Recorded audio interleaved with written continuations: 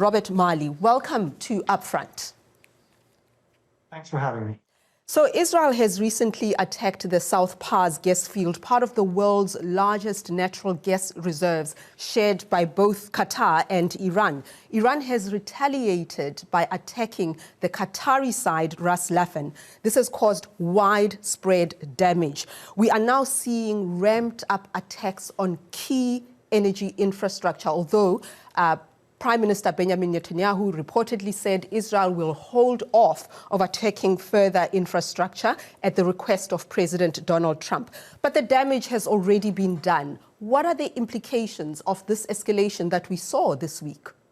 Listen, first of all, I think what we were seeing are two actors who are behaving according to type, exactly as one would expect. Israel, whose goal is to decimate as much as possible not just Iran's military, ballistic, naval, missile, drone capability, nuclear capability, but also its political capability. And therefore, they're seeking state collapse of the regime if they can. And chaos is not simply a possible outcome. It's the outcome that they are seeking. And therefore, going after infrastructure makes sense. Going after every layer of the leadership makes sense. This is what I would call a policy of not just mowing the lawn, but pounding the soil beneath the lawn, beneath the grass, on a regional scale and in an intensified way. And that was always to be expected. Iran is also reacting exactly as it had previewed and as it had warned, which is if it is attacked, particularly if it's attacked in a way that threatens or designed to threaten the regime, it will retaliate by regionalizing, even internationalizing the war. I would call this a guerrilla warfare at state level, attacking all the nodes of the world economy that are most vulnerable and that will hurt others so that it externalizes the cost of the war. They're not the only ones who are going to bear it. And it means that they're also targeting countries like Qatar, like Saudi Arabia, like UAE, that may have nothing to do with the war, but are the targets they find the most vulnerable and therefore the most logical, however much one may dispute that logic. The most unpredictable and more moody actor, if you will, in that sense, is the United States. And when I say the United States, I really mean President Trump. And he has his finger in a way that in a way that can either escalate the war or de-escalate it. And what just happened is we saw that it was escalating in yet a more dangerous, perilous way in terms of the attacks on the gas fields in South Pars. And President Trump then decided to de-escalate. What we don't know is whether this is a sign of a further de-escalation or whether it's just one interlude and the United States will continue in the hopes of achieving some still unidentified goal, which will then allow the president to declare victory and go home. Both U.S. President Donald Trump and the Secretary of Defense, Pete Hegseth, say they were unaware of Israel's planned attack on South Pars gas field. In fact, President Trump said, I quote, the U.S. knew nothing about this particular attack. However, Israeli officials told Reuters that it was done with the coordination of Washington. I mean, this is the President of the United States. How credible is his account of not knowing? Like most of his accounts, not particularly credible. I think in this case, what appears to have happened is that the president may be encouraged, convinced by Prime Minister Netanyahu that by hitting Iran where it hurts, they will be forced to either surrender or capitulate, or that it would lead to unrest in the country, which could lead to the collapse of the regime. Very quickly, of course, the way Iran reacted, which I think was extremely predictable and in fact predicted by most analysts, and I suspect most governments around the world, is that it took it out against gas fields in Qatar. That was, again, it's not a matter of justifying it, but expecting it. And this was highly expected. I think President Trump is nervous about the impact on the price of oil, the price of gas. He is nervous about the impact it has on the stock market. And he's nervous about the impact that all of this has on the prospects for the outcome of the congressional midterm elections, which will take place in November, which is why he's now saying that he didn't know anything about it, and he's now asking for de-escalation. I think there's every reason to believe the accounts that we heard that the U.S. knew very well that this was coming and had acquiesced in it. The global economy is feeling this viscerally.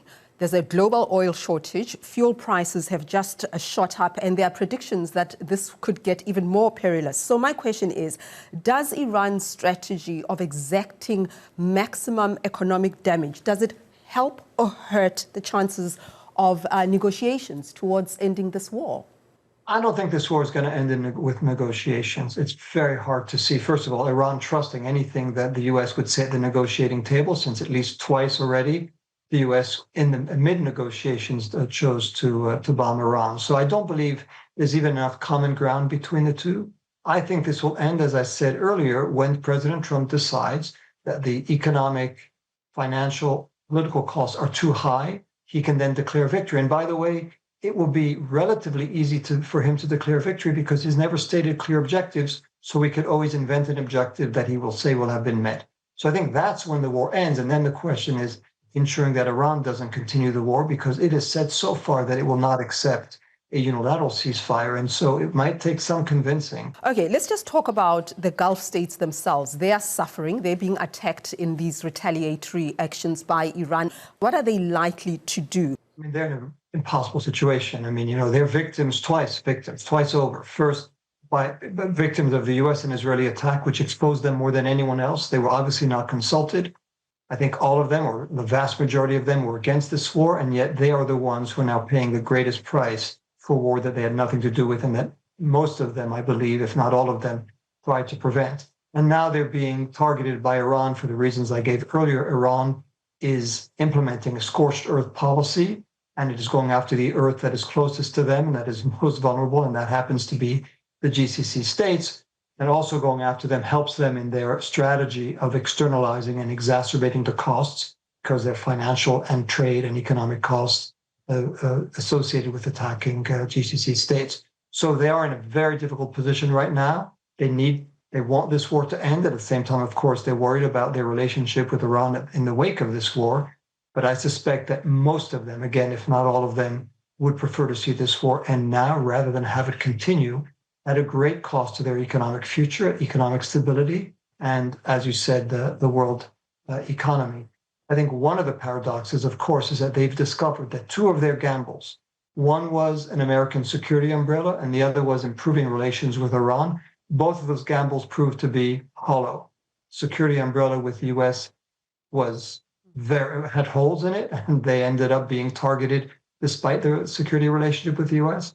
And improved relations with Iran turned to be of very little use when Iran chose to strike them. And yet they really don't have much choice at the end of this war. They're probably going to still be dependent on that umbrella and still banking on somewhat improved relations with Iran, however disappointing both gambits turned out to be.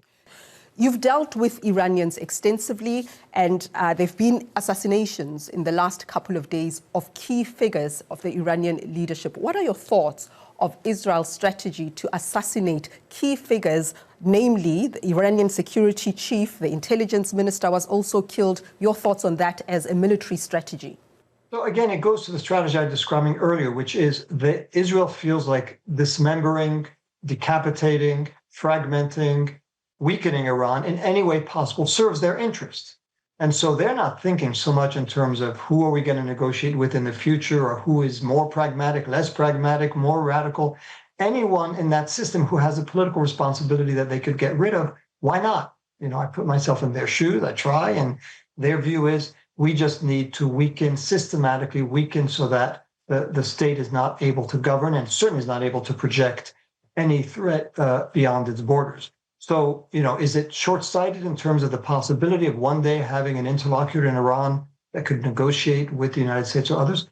Potentially, yes. But that's not their objective. They're not thinking in those terms, and they don't believe that it's the right way to think about it. They think they're in a war where they have the opportunity to weaken Iran in an unprecedented way, the regime in an unprecedented way. And if they are not constrained by the United States, which so far they have not been truly constrained, they will take this to the next level, which is why it is interesting, at least, that President Trump called on them to stop targeting infrastructure. He's not told them to stop targeting regime figures, and I suspect that may well continue. So but I think the other observation, is that even though clearly these are significant losses from the Iranian regime's point of view, it is still striking that the regime is able to continue to act and to react very quickly in terms of their response, both to Ayatollah Rajani's assassination and to the strike on their energy infrastructure, to respond right away, which shows that the regime has decentralized decision-making and has prepared for this day. And they had been forewarned because it's been at least since the June war that they knew that this could be coming, the June war last year. And so they have taken the time to try to deepen their bench and try to decentralize decision-making so that even in the event of decapitation, the regime could still respond and could still act. So during his presidential campaign, former President Joe Biden, he pledged at that time to join the Iran nuclear deal, yet his administration kept those Trump-era sanctions against Iran, and he insisted that Iran return to compliance, even though it was the United States that first walked out, cancelled the agreement. Was that a missed opportunity by the Biden administration, US Special Envoy on Iran?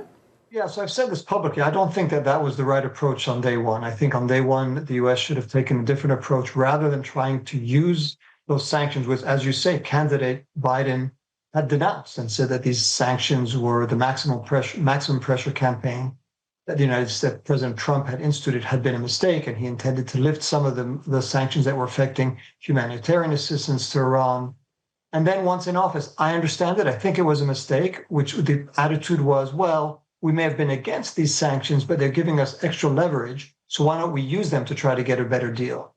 I think anyone who knew Iran, knew the regime, would know that at that point, Iran was not in the mood to acquiesce because they felt that they were being asked to suffer twice. First, from the unilateral violation of the deal in 2018 by President Trump at a time when Iran was abiding by the deal. And now second, President Biden saying, well, we want to use the sanctions that were unlawfully or at least illegitimately imposed in order to get a better deal and extract more concessions. I think it took some time, about maybe a month, 2 months, for the U.S. to then adopt what I think was the more logical position, which is to say, let's first get back into the deal, then perhaps we could talk about extending the deal. But it took some time, and that was precious time in two ways. Number one, those were the few remaining weeks in the Rouhani administration, which was going to be followed by a more hardline Raisi administration. So I think time was wasted. More than that, it was sort of political time, because that time was time that we should have tried to, I don't call it build trust, but at least show the Iranians that we meant business. And I think it convinced the Iranian regime, and particularly those who didn't need much convincing, that there was not much of a difference between President Biden and President Trump, Democrats, Republicans, that if anything, dealing with the Republican, dealing with President Trump made more sense. Because if they made a deal, nobody was going to tear it up. Whereas if President Biden made a deal, they always feared that his successor might walk away. So I'm not saying that was the only or even the main reason there wasn't a deal. I think Iran also overplayed its hand, but those were not the best. That was not by any means the best way to use the first weeks of the Biden administration, where I think the message should have been different. We are not President Trump. We want to get back into the deal. We're prepared to make the deal quickly and to lift those sanctions that are necessary to be lifted in order to reach a deal. The U.S. overplayed its hand, I think, in the early stages of the negotiations. I think Iran then overplayed its hand at the end, and there was a misalignment of timings. Robert Malley, thank you for joining us on UpFront. Thank you.